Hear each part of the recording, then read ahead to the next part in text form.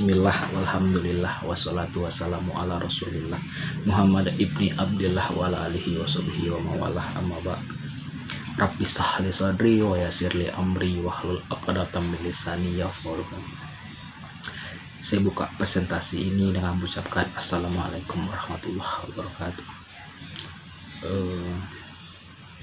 Pada kesempatan kali ini saya akan membuat tugas bahasa Indonesia dengan judul waspada penipuan belanja online meningkat di masa pandemi COVID-19. Nah, sebelum saya masuk ke materi, saya akan memperkenalkan diri dulu. Nama saya Faisal Anwar, NIM saya 1711048.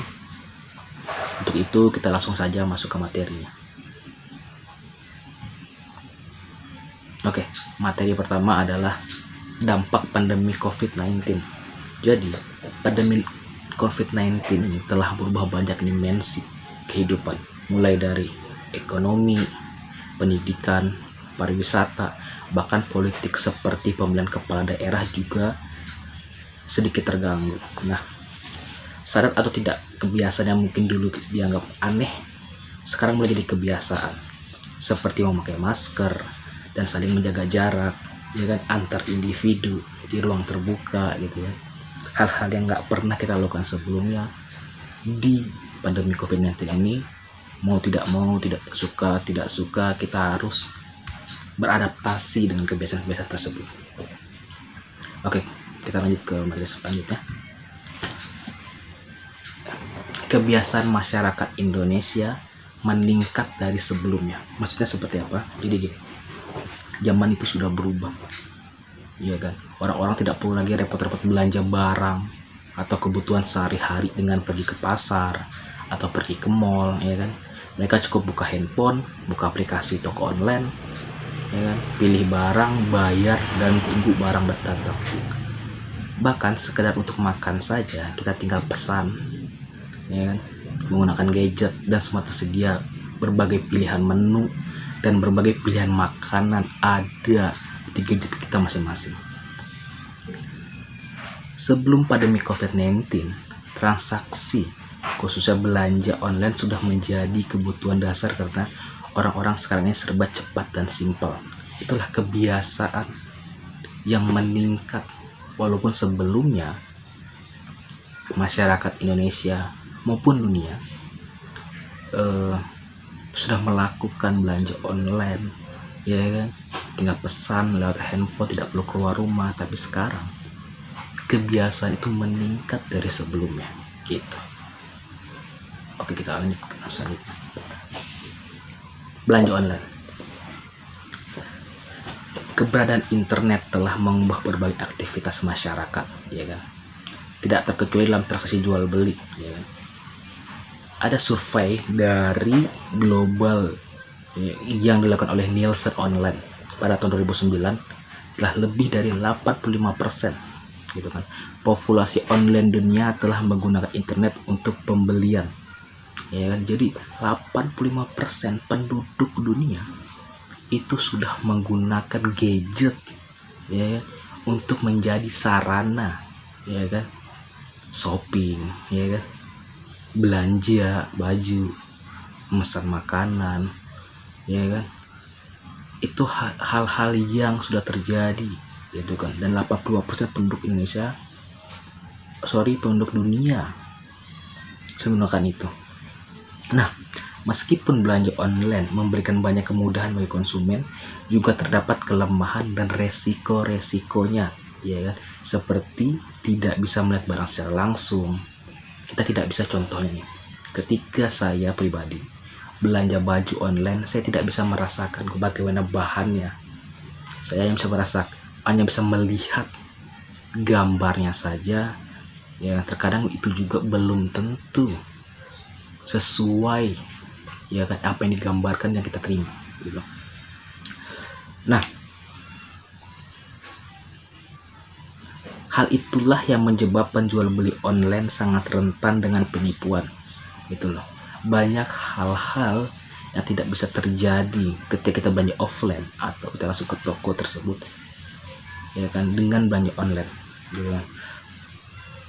banyak sekali ketika barang tiba tidak sesuai dengan pesanan, apa yang digambar tidak sesuai dengan kita terima barangnya, serta pengiriman barang yang datang terlambat daripada waktu yang telah ditentukan. Banyak hal-hal, faktor-faktor yang sangat rentan risiko-risiko yang terjadi ketika belanja online. Kita lanjut ke materi selanjutnya. Penipuan belanja online. Nah, jadi tindak pidana penipuan menggunakan internet termasuk dalam kelompok kejahatan ilegal. Konten dalam kajian penyalahgunaan teknologi informasi berupa computer related fraud. Nah, jadi computer related fraud ini adalah kejahatan yang melawan hukum menggunakan sarana komputer. Nah, gitu, kurang lebih seperti itu. Illegal content adalah merupakan kejahatan dengan memasukkan data atau informasi ke internet tentang sesuatu hal yang tidak benar, tidak etis, dan dapat dianggap melanggar hukum, gitu, atau mengganggu ketertiban umum, gitu.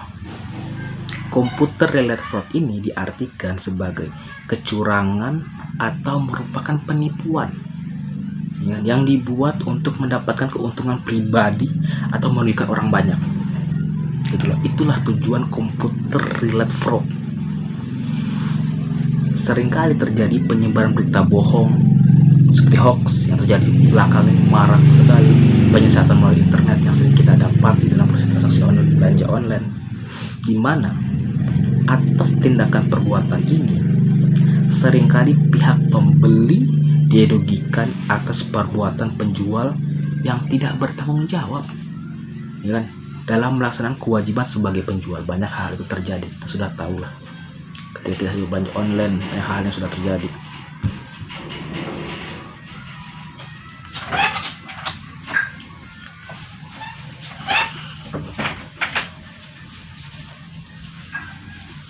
Nah, kita masuk ke materi selanjutnya, faktor-faktor konsumen tertipu belanja online. Jadi banyak faktor-faktor yang terjadi ketika kita belanja online, tapi saya memasukkan hanya 3 faktor saja. Yang pertama itu tergiur dengan harga murah, ya kan. Siapapun itu pasti ketika mendengar atau melihat barang dengan harga murah, otomatis nafsunya berbelanja itu meningkat, karena dia melihat, wah, murah sekali gitu kan, ya kan, ini bisa dibeli kan gitu. Itu yang pertama. Yang kedua, kurang berhati-hati sehingga tidak mengecek toko online-nya, yang akibatnya penipuan sering terjadi. Jadi ketika kita belanja online ini ada hal-hal yang harus kita perhatikan. Yang pertama, ketika kita belanja online, kita harus melihat rating toko online tersebut. Apakah ratingnya bagus, ya kan, atau komentar-komentar dari konsumen yang bagus, ya, websitenya, banyak faktor yang bisa dinilai dari atau ketika kita belanja online gitu. Yang ketiga, konsumen muda dan lebih rendah secara pendidikan. Nah, ini rentan sekali.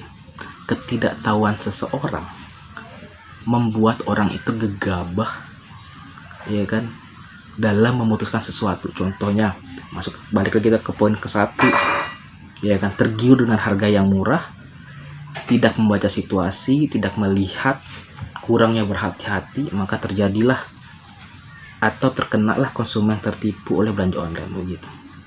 Lanjut ke materi selanjutnya. Ini materi yang terakhir, cara menghindari penipuan belanja online. Nah, jadi saya banyak faktor, saya hanya memasukkan beberapa caranya. Sebenarnya banyak cara. Yang pertama itu pastikan pembelian dilakukan di situs terpercaya, ya kan, yang sudah terjamin, yang berkualitas. Seperti saya sering belanja dengan Lazada, Tokopedia, Bukalapak, gitu kan. Saya selama ini beli di 3 ini, alhamdulillah belum sekalipun kecewa gitu. Mungkin saya yang lain saya tidak tahu, tapi yang saya alami, saya belum pernah kecewa. Yang kedua, jangan percaya terhadap situs yang tidak memiliki tanda gembok di depan alamat situs. Ini penting sekali.